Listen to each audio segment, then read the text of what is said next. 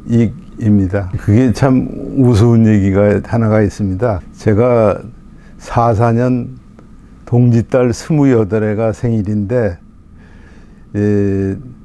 남한으로 아버지 등 옆에서 넘어와 가지고 국민학교에 입학을 하려고 보니까 이 키는 멀쩡하게 큰 놈이 그 8살이 넘어가 있는 상태에서 저거 되니까 학교의 그 담당자가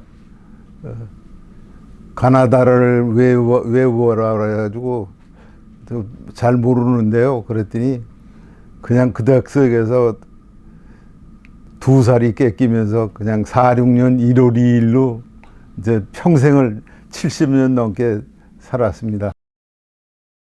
재미있는 게 1학년 딱 들어가서 내 옆짝이 그분은 그냥 명륜동에서만 오래 사신 분인데 20살 처녀예요. 근데 그런 분은 뭐 나이가 어떻고 그런 걸 안 따지고 이북에서 왔다는 조건 때문에 그냥 1년 반, 2년이 줄어든 그런 현상으로 이제 77년을 살아옵니다. 아버님이 함경북도 무산이 떠난 게 47년 10월입니다. 그래가지고 청진을 거쳐서 청진을 왜 거쳤냐 하면은 청진에 또 제 동생이 어머니가 배가 부르셔가지고 청진에서 출산을 해가지고 11월 말쯤 그냥 깐난쟁이 그냥 어머니가 없고 나는 아버지가 없고 위에 형은 7살짜리가 걸어서 그렇게 해서 넘어오는데 여기에 저 중요한 거는 그 제 스승인 그 동양미술표구사의 이재원 선생과 같이 그 부부끼리 해서 동반해서 같이 38선을 넘어가지고 그게 그냥 뭐 진짜 그 어른들은 이 청진서부터 함흥을 거쳐 원산을 거쳐 철원을 거쳐 이렇게 넘어오는 연천을 거쳐 넘어오는 이 서울까지 48년 3월 말이라고 아버님이 얘기하셔서 알고 있습니다. 기차고 뭐 이런 것도 못하고 그냥 무조건 걸어서 어마어마한 길을 걸은 거죠. 가운데를 못 뚫고 외곽을 돌아서 철원 외곽 돌아서 연천 쪽으로 해서 빠져나왔죠. 그래가지고 형님하고 저가 이제 53년도 51년도에 중공군이 저거 하는 바람에 온양온천으로 피난을 갔다가 52년도 가을에 올라와서 53년도에 국민학교를 이제 가게 돼가지고 형하고도 형님도 1년 줄고 저는 2년 줄고 이제 그렇게 해서 저희 집이 아버님이 딸을 원하셔서 저거 했는데 다 육형제를 보신 거예요. 아들만 6을. 그 육형제가 전부 다 해화국민학교 출신입니다. 아버님 얘기를 하기 전에 할아버지를 얘기를 해야 되는데 할아버지가 외정시대 지금은 없어졌지만은 복술쟁이라고 합니다. 복술가라는 거는 사주도 볼 줄 알고 침술도 할 줄 알고 약도 질 줄 아는 그냥 다방면의 기술자예요. 그 바람에 블라디보스토크까지 출장을 갔다 오실 정도로 유명한 사람이었는데 이 할머니하고 궁합이 잘 맞았는지 8남매를 두셨어요. 그게 아버님이 오남입니다. 5째. 그 별명이 어렸을 때 별명이 이름은 없고 그냥 오남이로 자랄 정도로 저걸 했는데 그 위에 형들이 조금 쉬운 얘기로 그 당시 북한의 그 성향에 따라서 붉은 물이 많이 들어있는 상태라 그 가는 걸 이 남한 쪽으로 나오는 거를 굉장히 극력 반대를 하셨어요. 그래서 아버지하고 어머니가 약속을 하고서는 청진으로 가서 몸 풀겠다고 다시 무산으로 안 가고 그냥 바로 그냥 야밤도주 하신 거예요.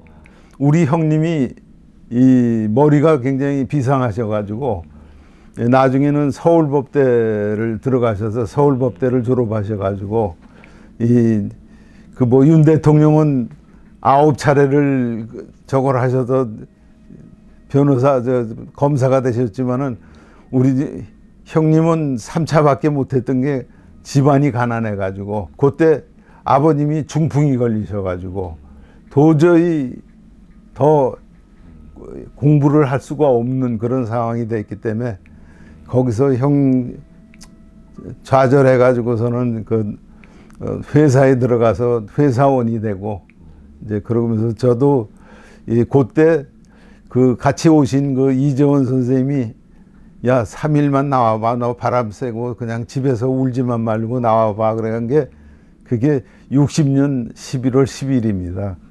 그 말에 따라서 동양미술표구사라는 데를 입문하게 된 게 어떤 면에 보면 그 이재원 선생이 작은 아버지나 다름없죠. 아버지하고 의형제를 맺고 저걸 했던 그런 분이니까. 그 당시 그 청진에 왔을 때 어머니 말씀이 제가 아장아장 걸을 때니까 그 시장통에 내놓으면은 그 러시아에서 온 로스케들이 그냥 이쁘다고 그냥 끌고 가는 바람에 우리 어머니가 그냥 막 울며 불며 그냥 애기 달라고 그렇게 했던 그 과정이 참 리얼할 정도로 어머님이 말씀하시는 게 기억이 납니다. 그 쉬운 얘기로 명륜동에서부터 아침에 버스를 타려고 그러면 뭐 정신이 없어요. 그 출근 시간에 맞추려면. 그러면 차라리 조금 더 일찍 밥을 먹고 집에서부터 걸어서 이 안국동 그 견지동까지 오는 게 그 당시에는 조계사가 막 출발하던 때입니다. 이 조계사가 오래된 절인 줄 알고 있지만은 이 태고종하고 비구니하고 싸움 때문에 그 이승만 박사가 조계사를 비구니한테 준 그게 그래서 조계사가 완전히 이 본산이 된 거죠. 조계종의 본산이 된 것이 조계사인데 그래서 조계사가 지금 어마어마하게 커져 있지 않습니까? 옛날에는 본전 건물 하나밖에는 없었던 그런 어린 시절에 그 앞쪽에는 전부 다 그냥 이 표구사들 쭉 있었습니다. 제가 어린 시절 60년대 저거 했을 때 기억하는 것이 한 15군데, 한 군데 16군데를 저거 했던 거는 한 군데는 서울역의 가롤동에 전 선생이 있었던 거 빼놓고는 요 종로 1, 2, 3, 4가 그 견지동, 인사동, 저 종로상가 뒤에 여기 바로 요 앞에 최 선생이라는 분이 박당표 이당 김은호 선생의 일만 저쪽으로 하던 분이 한 분 계셨습니다. 그런 거 이제 그렇게 해서 제 기억 속에는 15 저거 했고 김영삼 정부 때 그 총독부를 헐어버리면서 그 안에 쭉 안에 지금 저 청와대 그 앞쪽에 그 진짜 민비가 돌아가시고 살해당하고 했던 그 옆장에 이 한 건물이 있었어요. 창고 건물이. 그거를 해방 이후 이 정부에서 거기다가 국전이라는 이제 미술 전람회를 거기서 매년 하다가 그 건물이 비니까 이 전통공예 파트에다가 넘겼어요. 그 전통공예 파트가 거기다 16공방이라는 걸 만들어 놓고 그 제가 총무를 맡은 게 그 전통공예 파트에 한 10년을 하면서 지금의 인간문화재 된 친구들을 거의 다 그때 다 알게 됐고 근데 전부 다 저걸 하는데 교수들이 와가지고서는 그 사람들한테 얘기만 해라. 구술만 하면은 우리가 적어서 책을 만들어 줄게. 근데 기본료가 500만 원이에요. 요즘은 더 쉽죠. 컴퓨터로 저거 하니까 더 쉽게 저거 할 수가 있지만은 옛날에는 이게 구술 받으려면 교수가 받는 게 아니라 조교급이 나와서 먼저 받아가지고 교수가 다시 검토를 한 다음에 좀 말이 이상한 부분이 있다 그러면 그걸 고쳐가지고 다시 저거 하니까 그게 상당히 어려웠죠. 그 당시는.